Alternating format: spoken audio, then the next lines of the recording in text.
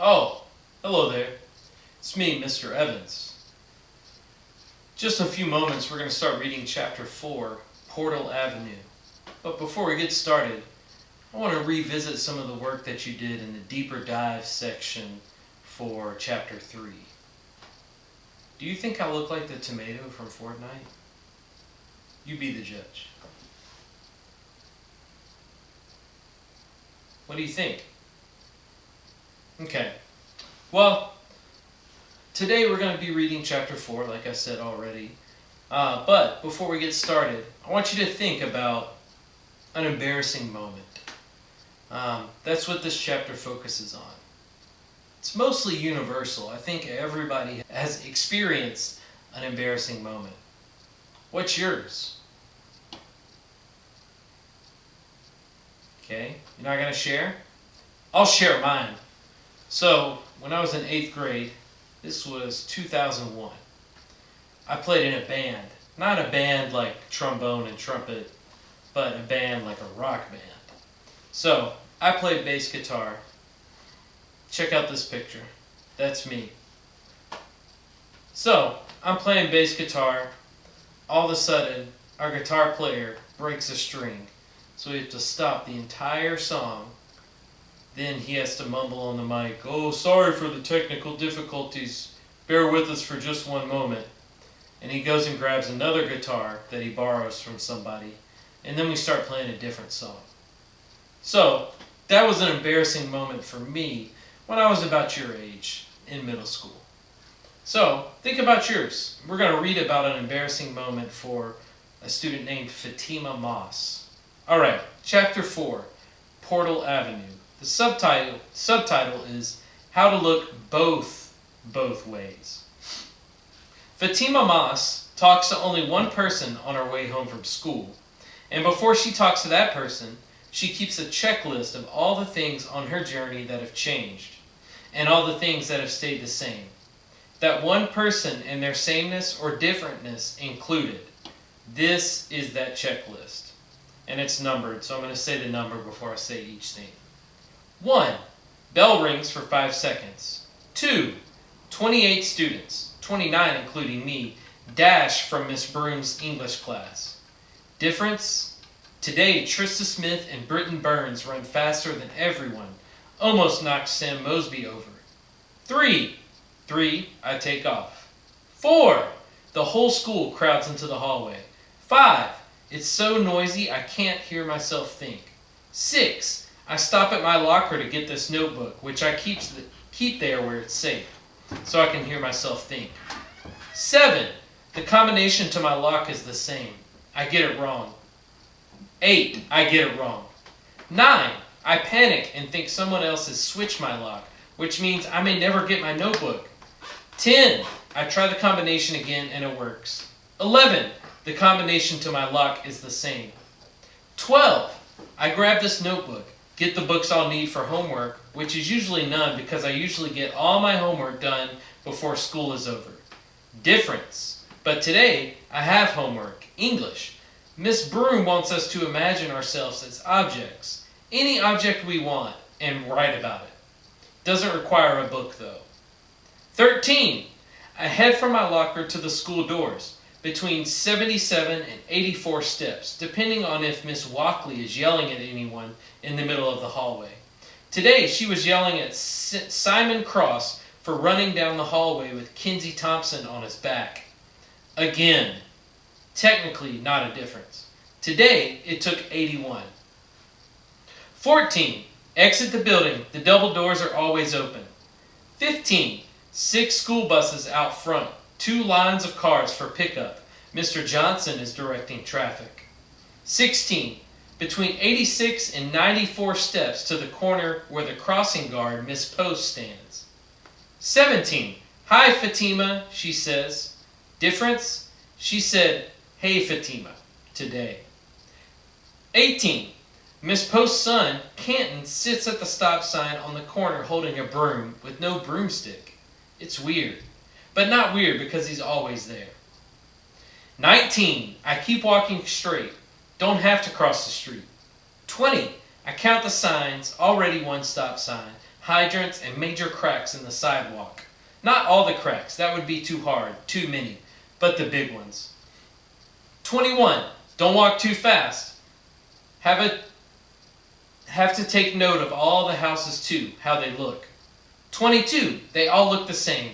They all look like they're made of graham crackers. They all look like the houses I drew when I was 6. Box with a triangle on top, except bigger. They all have big windows. I think they all have beige carpet inside and a front room no one sits in. 23. I know there are 19 of these houses from the crossing guard's corner to my house. 24. My house is number 20. 25. My house looks exactly the same as the others. It also has beige carpet inside and a front room no one sits in. 26. Because of that, I don't really have to pay much attention to the houses. I can just count the signs. 27. School crossing is the first sign. A picture of an adult and a child. I think weird because kids cross by themselves.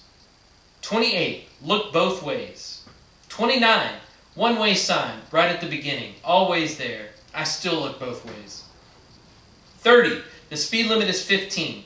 There's a sign that says so. 31. There are 4 stop signs, one at the end of each block. 32. There are 5 houses on each block. I don't know any of the people who live in any of them. That's the same. 33. I wonder if any of them see me walk past every day with this notebook. If they count me and say, same. 34. I wonder if all the houses are empty like mine. People have to work to pay bills. Graham cracker houses cost a lot of money, I think. So does green grass and bushes, and people who cut that grass and trim those bushes. Difference? There's a chunk of roses snatched out of house number 8's rose bush. Doesn't look like a mistake either. 35. I've been counting cracks. I've learned to look up and down at the same time. Look both ways. 36. By the time I reach house number 8, I have stepped over only 6 cracks in the sidewalk. 6 big cracks. Big enough that if you don't know they're there, you will trip. I meet Benny at the same place I meet her every day. The same place I met her months ago. Doing what she does every day. Anne was doing months ago. Singing. Okay, so that's the end of the list. 37 things that she's written down in her notebook so far. Alright, we're at the bottom of page 75. Benny Austin sings old songs like they're new ones. She also does old dances like they're new dances. Wears old clothes like they're new clothes. Fatima met her first day as a walker. Fatima's mother and father had given her strict instructions on what to do and which way to go. Easy instructions to follow because Fatima only had to go straight. One way down Portal Avenue. No stopping, no talking, eyes up, looking both ways. Eyes up, which is why Fatima tripped on one of the 6 big cracks where the sidewalk split. A lightning bolt of a separation. One few stumbles and bumbles and stumble bumbles. Like her mind was trying to convince her body to stay grounded, but her body wouldn't be held down. It wanted to leap. It wanted to catch air. Her body won. She took flight, but only for a second. Then she took fall. Fatima crashed onto the sidewalk, the skin on her knees scraping off into stinging red strips. It was the kind of fall that requires a person to lie still for a moment. Let the experience wash over them like a wave of boiling water. So Fatima lay there for maybe 6 seconds, which were 5 seconds too many because a bus had pulled up and had stopped at the stop sign. And as Fatima heard the clacking sound of the windows on the bus lowering, clack, clack, clack, clack, clack, Fatima knew that 15 miles an hour would be much slower than she thought it would be. That it was more like 5 miles an hour, no miles an hour. Wow! A boy from the bus yells. That was followed by a series of other cornball zingers involving eating it, biting it, and dive after 5, even though it was just past 3 in the afternoon. Pay attention or you'll lose your life, one kid yelled. All Fatima remembered about that kid was his lisp, that the he put on Luth made it sound like Luth, and the spit that flew from his mouth big enough for Fatima to see it. But it was the kid behind him who caught her attention even more. A boy who sat in his seat with the window up, thick ropes of hair spouting from his head like antennas. He held a notebook up to his face, peeked over at her, and she could tell that behind that notebook he wasn't laughing, not at all. By the time the bus passed her, Fatima started to get up. Her knees were buzzing, bloody, and each move, each step made her draw in short gusts of air. And then she heard a long, drawing voice, the kind of voice that was deep for no reason. The voice was singing in a tone that most would consider singing, but it wasn't exactly good or bad, but enthusiastic and better than the bus, that's for sure. "Get ready!" The voice, attached to a woman, shouted. She was bopping up and down the street, pumping her arms as if she was banging on the biggest invisible drum set ever imagined. Offbeat. Not a big woman, not too small either, just somewhere in the middle, which was the only way she would have barely fit the blazer she had on. Green. A school patch sewn on the breast pocket. It was filthy. White shirt, wet with sweat. Soft pink pants with creases so sharp down the front that it looked like she could cut the air with each step. "I'm mad! That's a fact! Get ready for the big payback!" And then in a higher tone she repeated, "The big payback!" Then, spin move. Fatima, unsure of who this lady was or what she was about, jumped up, grabbed her backpack and limped on. And then the lady limped on too, right next to Fatima, and screamed again, "Get ready!" She noticed Fatima flinch and stopped. Stopped singing, stopped dancing, stopped walking. Just stopped, dead in her tracks in the middle of the sidewalk, her face becoming loose, sloshy. That afternoon, when Fatima's parents came home from work, they were ready to ask about her first walk home, but noticed her hobbling. Fatima had already cleaned the wounds with alcohol. Ugh, yikes. And put band-aids on both kneecaps. "Why are you walking like that, Fati?" her mother asked as Fatima inched her way into her mother's hug. "I tripped on the way home and landed hard," Fatima explained, a little embarrassed. "There was a bus full of kids who laughed," she went on, but she left out the part about the woman in the pink pants, because she knew that if she told her mother would tell her father, and that would be the end of walking. That would be the end of a babysitterless life. Back to cheese toast snack time and other coffee kids whining about what they want to watch on TV. And she didn't even want that, because even though the first walk was rough, anything was worth trying again if it meant she could come home and be alone in her house, where she could microwave nuggets and pretend to be a flight attendant like her father. "A life jacket is in the pocket under your seat. To put it on, place it over your head, clip on the waistband, and pull it tight. Please do not inflate it while you are still inside the aircraft. An evacuation slide and life raft are at each door. Your crew will direct you to your door. Additional emergency exits are shown on the leaflet. In case of an emergency, oxygen masks will drop down in front of you. Please pull the mask down towards your face and place the mask over your mouth and nose. If you are traveling with a child, please attend to yourself first, then the child. Breathe normally." She'd had that memorized since she was little. She'd heard her father say different versions of it, though. The years, whether it was, in case of an emergency, the bathwater's in front of you. Please pull your washcloth down toward your face and scrub over your mouth and nose. Or, please do not poop while your butt is still in the underwear. An evacuation slide and life raft are at each door. And by that, I mean use the toilet. Then he'd do the 2-finger point to the bathroom.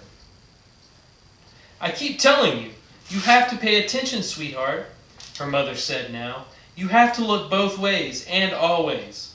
That includes, despite what your dad says, down."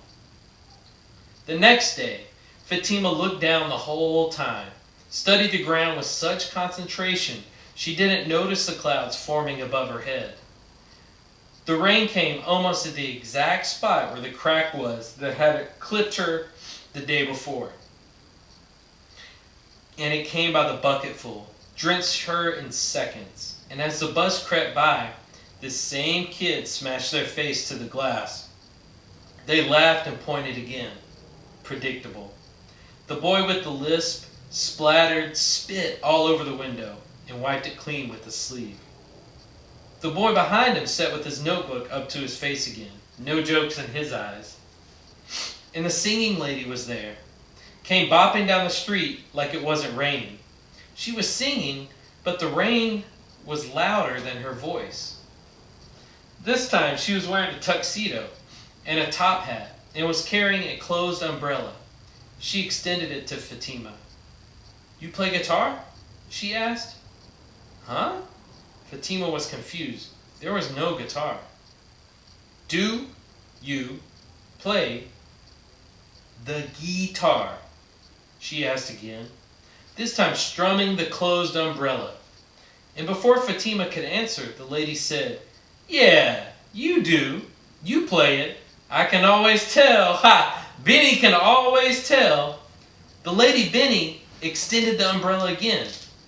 Fatima took it this time, opened it, and Benny said, "Woo! Sounds amazing!" bobbing her head and snapping her fingers to nothing. "It's your solo! Go, go! Put on a show for the people!" Benny stopped walking, waved, and cheered for Fatima, who played nothing, just held the umbrella over her head and walked faster. "Nothing changes, Fati, at least nothing major," Fatima's mother explained that evening over dinner. She worked as some kind of environmental scientist, so everything for her was like this. If you see clouds, expect rain. If you see cracks, lift your feet. If you see houses, expect them to be the same houses every day, because houses don't move, they don't change. "Routine lessens risks," her father chimed in, scarfing his food because he had a flight to catch. Routine lessens risk. And Fatima was tired of the risky stuff, the tripping, the rain. She needed this walk home to be one she could predict so that she could get there safely. That night, she thought about the boy with the notebook, the one on the bus sitting behind the spitty one. She thought about how he hid behind the spiral and lined paper, how it somehow made him feel less safer, less out there. At least that's what Fatima thought. So she decided to use a notebook to try to do the same, to write down things in her life she could pay attention to, how they stayed the same, and know whenever they changed so that she could be ready for what that change might bring. Her mother did this all the time with her experiments. Always taught her to do this with her science projects over the years. In order for us to know how these plants grow in natural sunlight, as opposed to how they grow under the house lights, we have to write down every single constant and every single variable, then record all progress, every leaf, every inch, every day. She preached just a year before all this. So the next day, the moment the bell rang, Fatima's data collection began. An ongoing list of things that almost never changed. The bell, the hallway, the locker, the lock, the door, the corner, the crossing guard, the houses, the signs. And the singing lady, Benny, who since then has stayed the same in that she's changed every single day. Alright, her list is going to continue. 37. Today, Benny's dressed in a black wig. The hair is straight and falls just to her chin. She has on a sky blue dress and combat boots. Difference? She's singing a song that goes, "Runaway child, running wild, better go back home where you belong." Difference? She's doing dance steps. One looks like she's shoveling the ground, like she's digging. I speak to her. 39. She speaks to me, calls me Fatima the Dreamer. She says dreamer like dreamer. 40. I ask how she's doing. She says fine. Difference? She tells me she saw a school bus fall from the sky. 41. She always says stuff like that. 42. She asks me if anything's different today. 43. I tell her about Trista Smith and Britton Burns running out of class faster than usual, and how I have homework.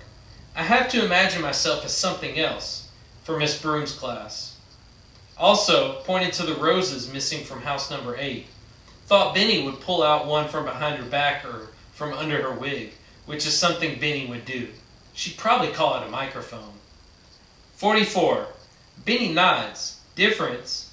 She started mumbling, but how you gonna change the world?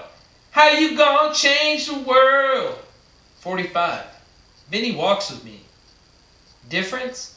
Now screaming, how you gonna change the world? How you gonna change the world? How you gonna change the world? 46. I ignore Benny. I keep counting the houses. Difference? Benny won't stop. This is not a song. 47. I keep counting the cracks. Difference? Benny is still screaming as the bus drives by. Screams, there it is! But I don't look.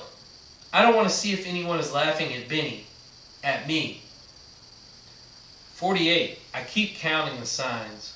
Difference? I can barely hear myself think, even though the signs have been there every day. 49. I stop at house number 15, 1 block from my house, usually where Benny leaves me. Difference? Benny runs in front of me, leans against the stop sign, and asks, Fatima, I'm serious. How are you going to change the world? 50. I look both ways. Difference? Then I think about Miss Broom's assignment. What could I be? What do I wish I could become to change the world? I think about telling Benny I might want to be wet cement to fill the cracks in the sidewalk. Not to hide, but to stop someone else from tripping. Or maybe I'd be an umbrella to keep rain from someone's head. Keep someone dry in a storm. But I don't say none of that to Benny, because I don't think either of those things would change the world. So I tell her, I don't know. I don't know. I don't know how to change the world. Then ask her if she'd maybe let me borrow one of her instruments to play. Alright, that's it for chapter 4, so please make sure you read and answer the questions that are on Schoology.